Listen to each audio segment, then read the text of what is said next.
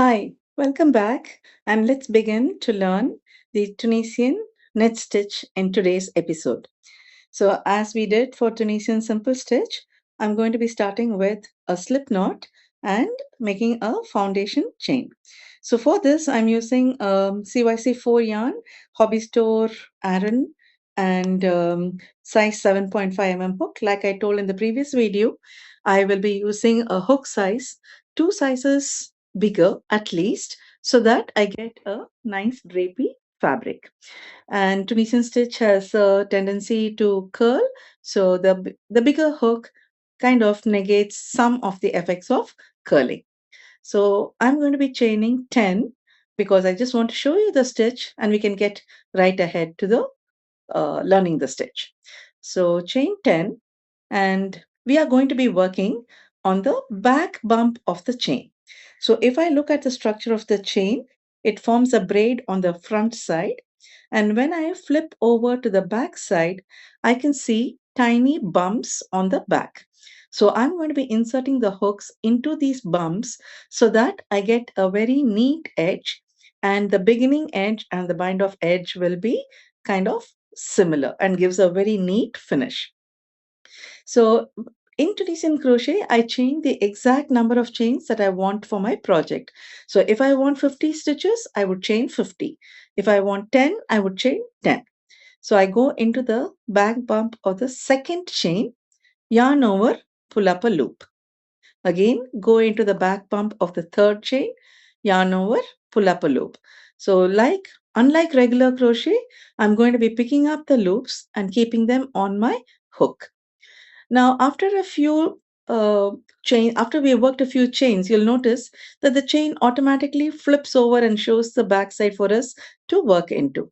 So you can see how the chain stitch is shown neatly on the front side. So go ahead and insert your hook into the back bump, yarn over, pick up loop, and you can do that until all the loops have been picked up from your foundation chain. Another difference between regular crochet and Tunisian crochet, the first loop on your hook is not counted as a stitch in regular crochet, but in Tunisian crochet, that is counted as stitch number 1. So when I'm done with the last chain, I push the stitches down the hook and I count to make sure that I have the actual number of stitches that I want. So I count and check, and I'm happy that I have picked up one stitch in every chain. Now I yarn over and pull through only one loop. That forms your edge stitch. Subsequently, I would yarn over, pull through 2. Again, yarn over, pull through 2. Yarn over, pull through 2. And I will repeat this till I come to the end of the row. So if you notice, my Tunisian crochet is made up of 2 rows.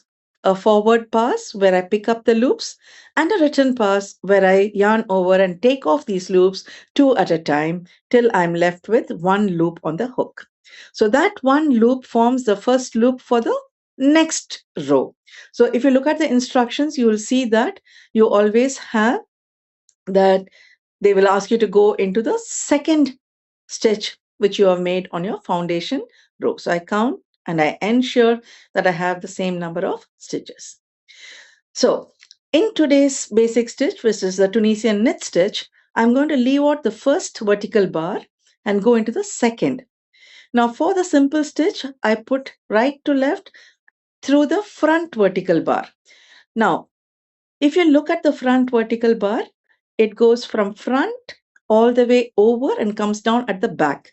So I'm going to insert my hook through the front and the back vertical bar, from the front of the work to the back of the work. So insert through the stitch, like you're stabbing through the stitch. So insert front to back, yarn over, and pull up a loop. That is your second stitch. The first one is already on the hook. Again, insert between the front vertical bar and the back bar and pull up a loop. I'll show it to you one more time. You can open it with your left hand to see where the stitch should go, hook should go into. Go through the loops and yarn over, pick up a loop and put it on the hook. So keep all your loops on the hook till you come to the last stitch. So again, go through the vertical bar and the back bar, yarn over, pull up a loop. Through the vertical bar, front to back, yarn over, pull up a loop. Again, through, front to back, pull up a loop. Now we have come to the last or the edge stitch. So this is going to be standard for all Tunisian stitches. I take the yarn through 2 loops so that I get a nice left side edge when I finish. So yarn over, pull through only 1. Now I will go off and take the 2 loops off at each return pass. Yarn over, pull through 2. Yarn over, pull through 2. Yarn over, pull through 2. So I repeat this process till I'm left with 1 loop on the hook, which will now be the first loop for the next row. So let's finish this row. Yarn over, pull through 2, yarn over, pull through 2. Continue till you reach the end of the row. So now we have done the second row, or we have done the first knit stitch row on top of the foundation row. So again, if I want to do it one more time, go into the second vertical bar. Don't lift it up, but go through it front to back.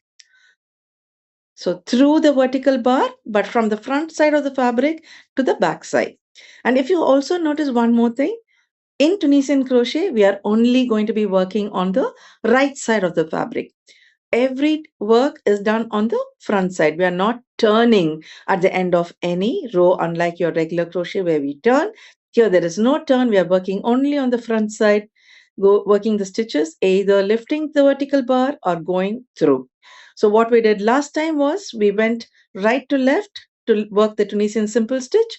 Now we are going through. So you can see how it resembles the Tunisian stockinette stitch and hence the name. Edge stitch again.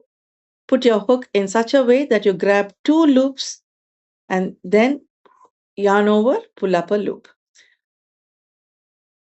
3, 4, 5, 6, 7, 8, 9, 10. It's a good practice to count all the loops that are there so that you don't miss any stitch. So the edge stitch is formed by simply yarn over, pull through 1, and then you'll continue the return pass by saying yarn over, pull through 2, yarn over, pull through 2. It's so rhythmic that you will find that it's very calming and very nice, and the fabric that you create through the Tunisian knit stitch is simply amazing. So I continue in this manner, and you can look at it that this has formed a stockinette-like effect on the Tunisian fabric. So I'm going to continue and do a few more rows before I come back and show you how to bind off. So when I need to bind off, I'm going to work the bind off exactly how I work the stitch. So I insert the hook as if I'm going to do TKS or the Tunisian knit stitch, but I insert the hook through it, yarn over. Instead of keeping the loop on the hook, I pull it through the loop on the hook, creating a slip stitch. So insert front to back, pull up and pull through. You're going to create a Tunisian slip stitch. Through the stitches, pull up a loop, through the bars and through the loop on the hook. So this creates the bind off section for my project. Again, through the loops, pick up and pull through that stitch and the loop on the hook. The reason why I'm going through the loop is to maintain the design element, which is your Tunisian knit stitch. I want that element to be maintained right till the end of the project. Some people would choose to do a Tunisian simple bind off, and that's entirely up to you. So I do this till I come to the last stitch. The last edge stitch is worked exactly like your every row. Pull through the 2 loops as you finish. So you can see here that the top edge matches the bottom chained edge. And you can see how there is a neater edge on the left side and a neater edge on the right side. Thanks This for is watching. your I'll see you in Tunisian the next knit stitch. stitch.